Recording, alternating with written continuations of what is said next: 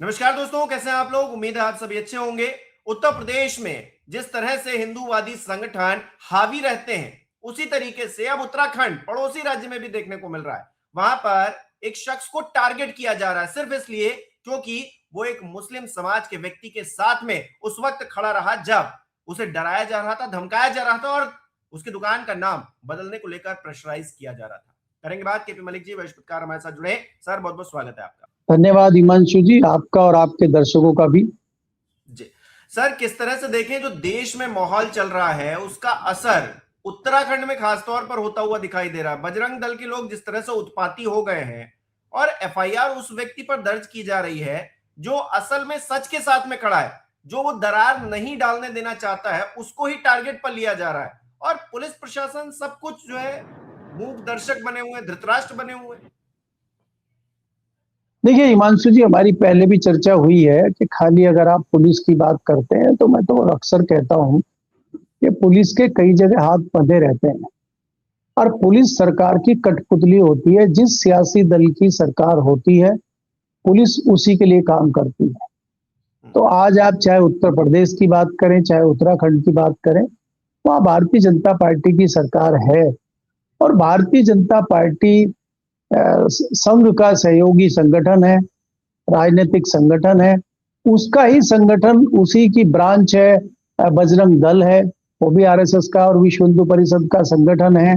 तो ये सब संगठन एक साथ जुड़े हुए हैं और इस लिहाज से इनको एक आजादी मिली हुई है कि ये कहीं भी जा सकते हैं, कहीं भी हुड़दंग कर सकते हैं, कहीं भी कुछ भी कर सकते हैं।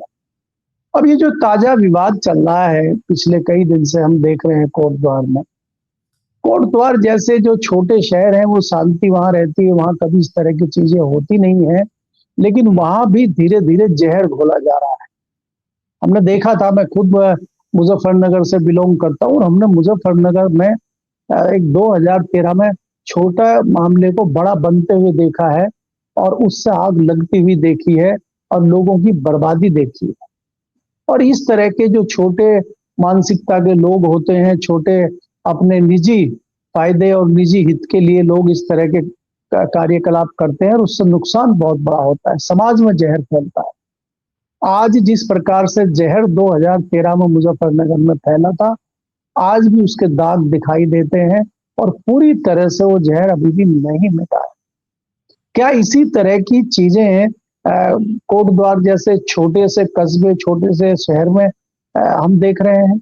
जिस प्रकार से चीजें चल रही हैं, मेरी जो जानकारी में आया है कि वहां पे छोटा सा एक बाजार है और बाजार में कई दुकानें हैं बाबा के नाम से, और वहां पे बाबा सिद्ध बली का मंदिर भी है जिसको हम हनुमान जी का मंदिर कहते हैं, और बाबा के नाम से कई दुकानें हिंदुओं की हैं और एक दुकान मुसलमान की है जिसमें वो स्कूल की ड्रेस, स्कूल की वर्दी बेचते हैं। और उनका मानना यह है कि जी हमारी 25-30 साल से इसी नाम से दुकान चल रही है। ऐसा क्या हो गया कि एकाएक उसको बंद कराने के लिए लोग पहुंच जाते हैं?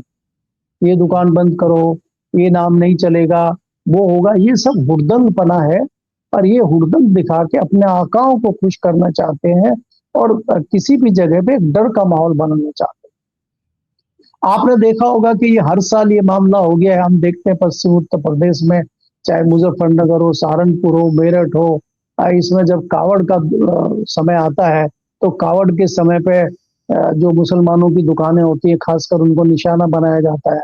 उनको कहते हैं आप नाम लिख कर रखिए अपना, आप ये करिए वो करिए। तो ये खाली हुड़दंगबाजी है और ये कोई पहली बार तो ऐसा हो नहीं रहा है कि मुसलमानों की दुकानें हैं और भाई वहां पे पहले नहीं थी, आज ही नहीं खुली है। तो जब पहले कभी कोई उस तरह की चीज नहीं हुई तो अचानक आजकल ऐसा क्या हो गया? तो ये देखिए, ये सब सियासी हथकंडे हैं और इनसे ही क्या होता है कि अंतिम जब आप इसको किसी निचोड़ पे पहुंचते हैं तो आप पाते हैं कि ये वोटों को हथियाने के लिए, राजनीतिक ध्रुवीकरण करने के लिए इस तरह के लोगों को प्रयोग किया जाता है।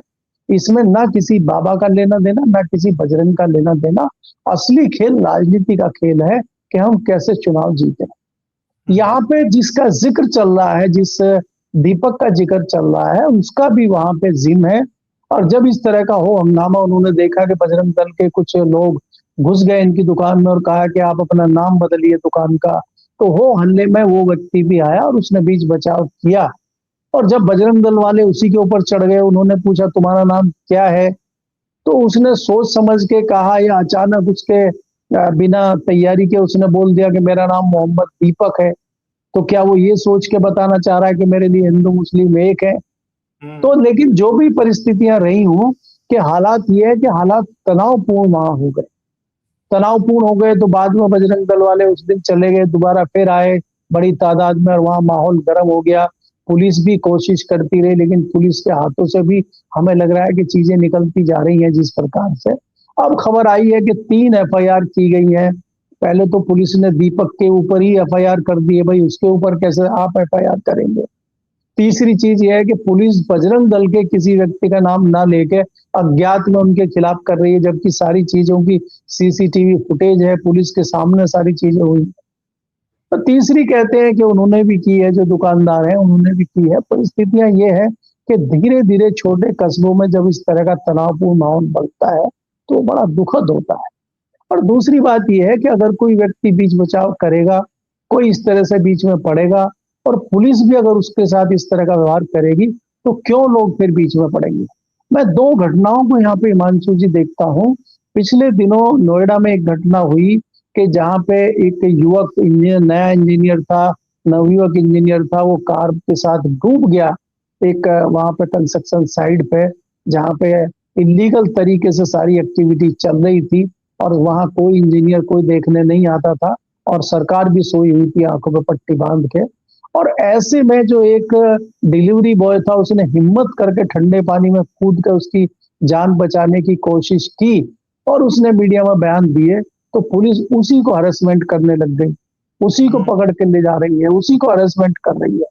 तो अगर इस तरह की चीजें समाज में दिखेंगी कि पुलिस का जो कुछ काम करता है, अगर कोई भलाई का काम करता है, पुलिस बाकी सबको छोड़ के उसी के हरेसमेंट पर लग जाती है, तो क्या हम सोच सकते हैं कि आगे इस तरह के लोग आके कोई मदद करेंगे?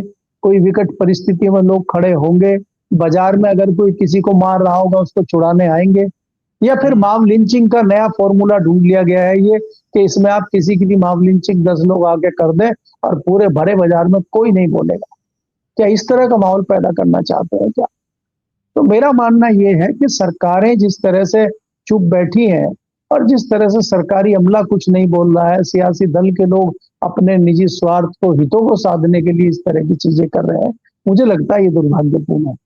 बिल्कुल। और जैसे पुरानी पिक्चरों में होता था कि एक बहुत दुष्ट व्यक्ति है, जो विलन है, वो शोषण कर रहा है, और उसको रोकने के लिए कोई आगे आता है तो उसको जो उसका खात्मा हो जाता है, तो उसी तरीके से टारगेट किया जा रहा है। लेकिन सवाल तो ये है ना सर, जब भारतीय जनता पार्टी के मुख्यमंत्री सीधे तौर पर ये कह रहे हैं कि मियाओं को भगाओ, हम इनको प्रदेश में नहीं देख सकते, ये 5 रुपए मांगे तो जानबूझकर इनको 4 रुपए दो, इतना त्रस्त करो इनको कि खुद ही छोड़कर चले जाए।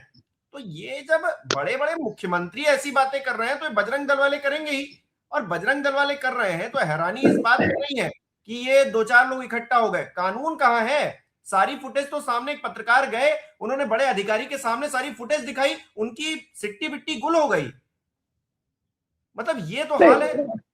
देखिए हिमांशु जी, अगर आप देखेंगे, मैंने पहले ही कह दिया है कि पुलिस का कोई लेना देना नहीं। पुलिस तो खाना पूर्ति कर रही है, पुलिस तो रस्म अदायगी कर रही है। पुलिस कर भी क्या सकती है? आज पुलिस इस सरकार के लिए काम कर रही है, कल को दूसरे सियासी दल की सरकार बन जाएगी, पुलिस उसके लिए काम करेगी। आज पुलिस मुकदमे कर रही है, कल को मुकदमे वापस लेगी। पुलिस तो इसी में लगी रहती है। पुलिस के अधिकारी बदलते रहते हैं, पुलिस वही रहती है, नए नए नेता आते रहते हैं। एक चीज मैं इंटरप्ट करना चाहूंगा।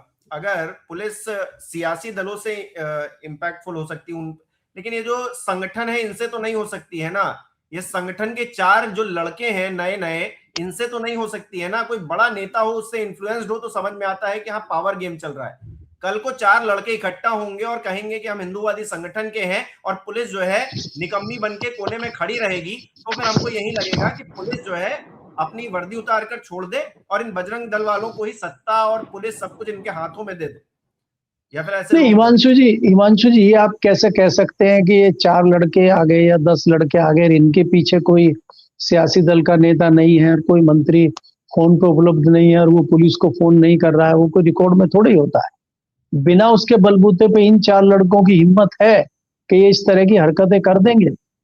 इसीलिए मैं कहता हूं कि कहीं ना कहीं सत्ताधारी दल के लोग पर्दे के पीछे रहते हैं, जो चीजें करते हैं, और वो करते कुछ नहीं है, वो कर भी कुछ नहीं सकते, लेकिन वो इस तरह का माहौल ऑफ द रिकॉर्ड बनाते हैं। अगर भारतीय जनता पार्टी इतना ही मुसलमानों का नुकसान करना चाहती थी, तो वो कुछ कायदे कानून बनाए, नया कानून लाए, नए नियम बनाए।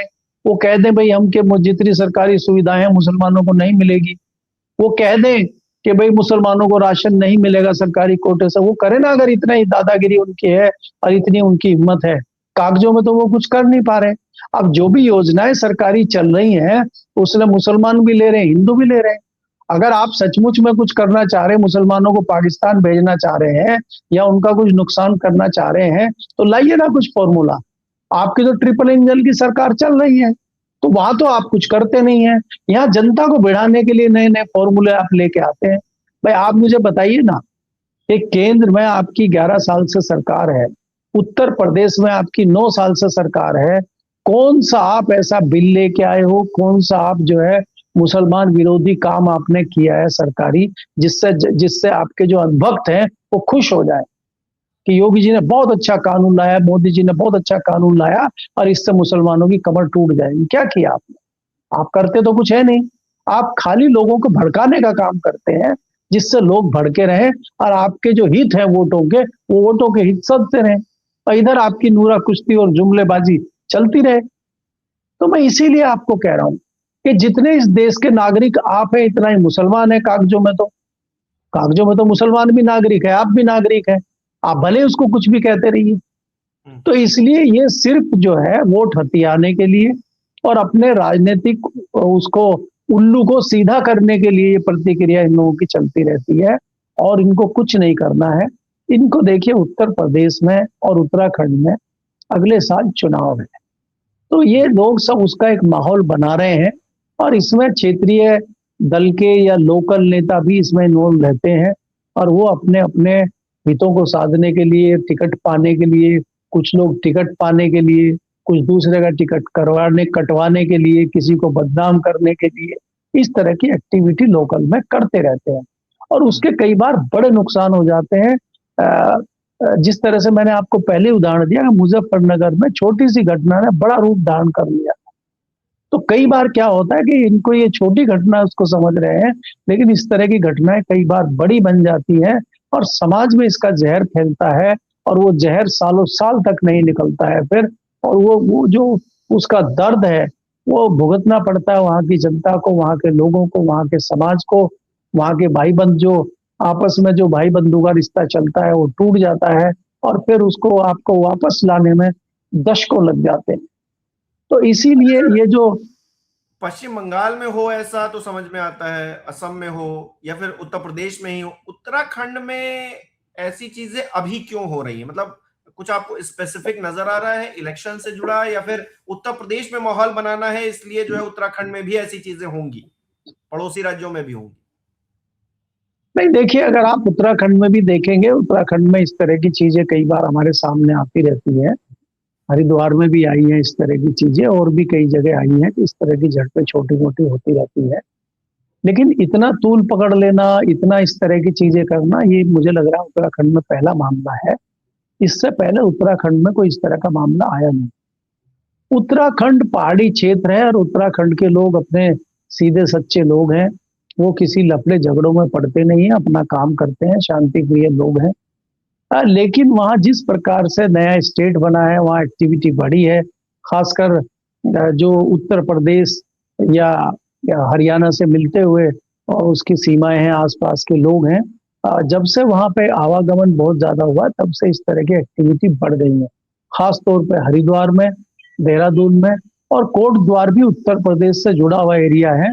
कोट द्वार की जो सीमा है वो बिजनौर से लगती है और बिजनौर में मुस्लिम बाहुल्य क्षेत्र है, इसलिए कई सारे मुस्लिम कोट द्वार में और आसपास में भी अपने रोजी रोजगार करते हैं और आना जाना लगा रहता है। कोई यूपी के लोग उत्तराखंड में कारोबार करते हैं, उत्तराखंड के लोग बिजनौर में और नगीना में और धामपुर में इस तरह के एरिया में काम करते हैं। तो आपस में जो सद्भाव बना हुआ है वो दशकों से चल रहा है वहां पे।